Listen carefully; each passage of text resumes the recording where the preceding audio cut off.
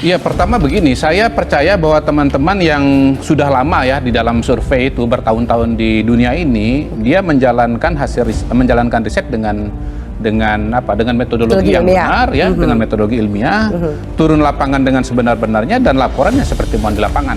Direktur Eksekutif Indobarometer, M. Kodari, terus mendapatkan sorotan netizen lantaran ia disebut oleh para netizen sebagai penjilat melalui berbagai teknis survei yang dilakukan. Indobarometer menyebut bahwa Pilpres 2024 berpotensi satu putaran. Hal tersebut disampaikan oleh Direktur Eksekutif Indobarometer, M. Kodari. Mau Anda posisi apapun, yang terpenting adalah data itu diperoleh dengan metodologi yang betul-betul objektif ya. Dan karena itu hasilnya betul-betul objektif. Kalau Anda melakukan survei tidak objektif, itu sama dengan Anda menembak kaki Anda sendiri. Itu namanya bodoh. Nah, saya nggak mau jadi orang bodoh, saya orang pintar, insya Allah. Karena itu melakukan survei. Tapi kenyataannya tidak. M. Kodari mengatakan bahwa survei terakhir yang digelar 25-31 Oktober 2023 menunjukkan pasangan Prabowo Subianto dan Gibran Rakabuming Raka mendapatkan suara tertinggi dengan perolehan nilai 34,20%. Sementara pasangan Ganjar Pranowo Mahfud MD memperoleh 26,2%. Kemudian pasangan Anies Baswedan Muhaimin Iskandar memperoleh nilai 18,3%. Sedangkan sebanyak 21,3% responden mengatakan belum memilih, belum memutuskan, tidak menjawab atau merahasiakan pilihannya. Itu yang pertama. Yang kedua, saya mau mengatakan juga begini, kita tidak mendengar statement-statement seperti ini dari Bang Eriko dan kawan-kawan. Waktu beberapa bulan yang lalu Mas Ganjar tuh nomor 1 gitu loh. Nggak ada serangan-serangan semacam ini di framing dan seterusnya. Soal survei ya? Loh, iya, soal survei. Bisa dicek ke belakang. Ketika Ganjar nomor 1 apa ada tuh lembaga survei yang diserang-serang begini sama Bang Eriko? Nggak ada seingat saya gitu loh. Jadi mohon maaf ya, serangan Bang Eriko ini juga bias juga gitu loh. Ketika Ganjar di atas nggak diserang, ya sekarang kemudian nggak diserang lagi. Sekarang diserang, sekarang diserang gitu.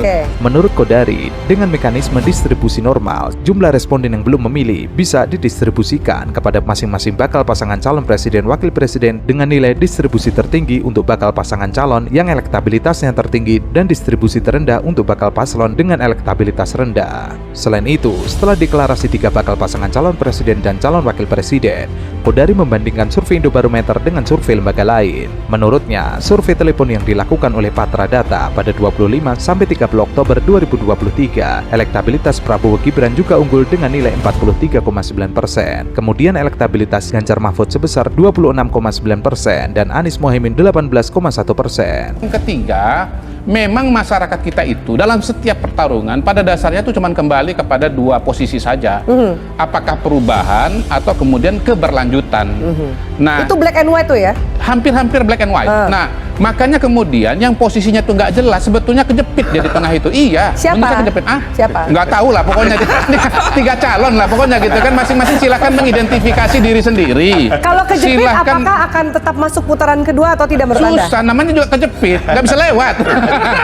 Untuk diketahui, Muhammad Kodari memang sedang disorot oleh netizen lantaran ia pernah mengusulkan presiden 3 periode, kemudian mengusulkan pasangan Prabowo dengan Jokowi, dan terakhir kemungkinan Pilpres 2024 satu putaran. Mereka tidak sedang bersetia pada data, mereka sedang membela tuannya. Dan data itu sebagai angka yang dipakai untuk sesuatu. Iya, karena sebetulnya kalau mereka punya data November, data itu hanya berbicara tentang November, tidak berbicara tentang Februari. Dan mereka sembunyikan sejumlah hal yang sebetulnya sangat penting dalam pada data itu. Februari itu. CEO Polmark Indonesia, EF Saifullah Fatah mengatakan, pemilu belum mantap terhadap 3 capres karena situasi masih sangat cair. Ia mengatakan 3 bakal calon presiden Anies Baswedan, Ganjar Pranowo, dan Prabowo Subianto akan memperebutkan kursi orang nomor 1 di Indonesia pada Pilpres 2024 mendatang. Namun, hasil lembaga survei Polmark mengumumkan bahwa 47,8% pemilih masih belum mantap memilih 3 capres. Di data kami, ketika kami melakukan 32 survei di 32 provinsi, satu provinsi 1.200 responden, kami temukan ketika ditanya jika pemilihan presiden diadakan pada hari ini, pasangan capres-cawapres manakah yang ibu bapak saudara pilih? Nah, muncullah angka elektabilitas. Habis itu kami tanyakan, apakah pilihan ibu bapak saudara tersebut sudah tetap atau masih mungkin untuk berubah? Kita lihat lagi datanya. Maka ketemulah angka bahwa mereka yang belum memutuskan atau merahasiakan pilihannya itu memang sudah tinggal sedikit di bawah 15%. Ia juga mengatakan bahwa sekarang ini banyak pollster yang sedang membela tuannya. Mereka tidak setia dengan data yang mereka peroleh.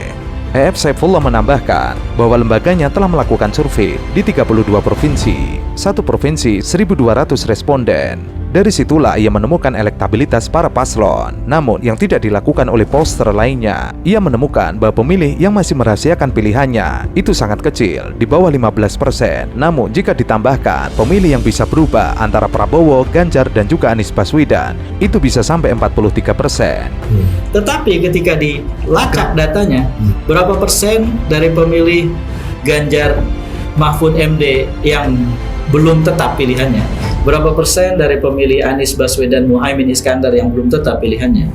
Berapa persen dari pemilih Prabowo dan Gibran yang belum tetap pilihannya? Jumlahnya itu hampir 43% total dengan yang belum memutuskan. Artinya pemilihan masih sangat cair. Ia juga mengatakan bahwa banyak para pollster yang sedang berkampanye bukan sedang memaparkan data. Hal itu bisa dilihat dari hasil yang mereka keluarkan. Itu artinya pertarungan masih sangat cair, bos. Yes.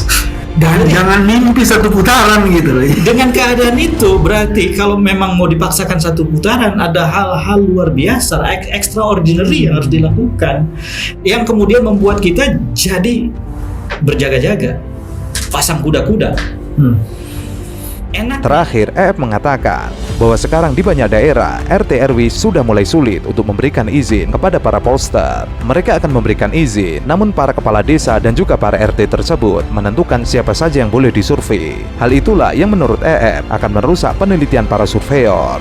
Itu informasi yang harus saya sebar ke publik sekarang adalah di beberapa tempat ketika kami survei kemarin bulan November, itu kepala desa sama ketua RT itu ternyata di beberapa tempat sudah bertindak secara politik, Mas. Oh, maksudnya apa? Kepala desa, ketua RT. Ketika kami mengurus perizinan untuk wawancara di desa itu dan di RT itu yang terambil random, di beberapa tempat kalimatnya itu sudah seperti terset up dalam rangka politisasi.